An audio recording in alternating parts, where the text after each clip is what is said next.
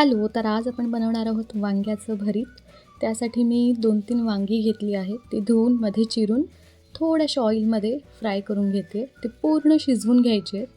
नंतर मी इथे घेतलं आहे मिरची, कोथिंबीर, आलं, लसूण, टोमॅटो आणि मी लसूण आणि मिरचीलासुद्धा त्याच वांग्यासोबत थोडं फ्राय करून घेते आहे.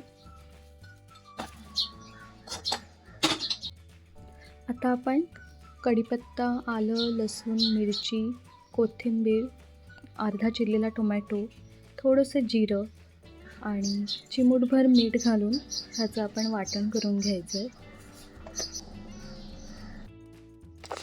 आपलं वाटण रेडी आहे.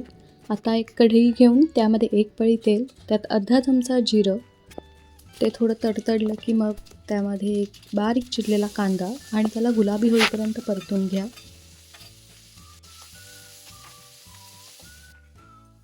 आपल्या कांद्याला छान गुलाबी रंग आलेला आहे. आता आपण यात वाटण ॲड करूया. याला छान मिक्स करून घ्यायचं आहे. त्यानंतर यात अर्धा चमचा हळद, तुम्हाला जर जास्त तिखट हवं असेल तर थोडा मसाला किंवा आधीच मिरची जास्त टाकली तरी चालेल.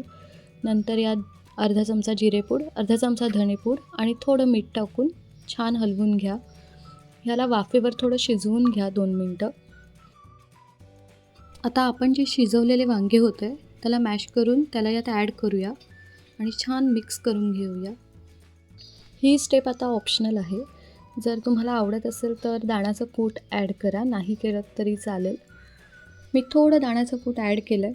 त्याला छान मिक्स करून पुन्हा 2 मिनटं वाफवून घेतलं आहे. कोथिंबीरने गार्निश करून आपलं वांग्याचं भरीत रेडी झालेलं आहे. चविष्ट असं झणझणीत वांग्याचं भरीत तुम्ही चपाती, भाकरी किंवा वरण भात कशाही सोबत खाऊ शकता. सो नक्की बनवा आणि नक्की खाऊन बघा. एन्जॉय.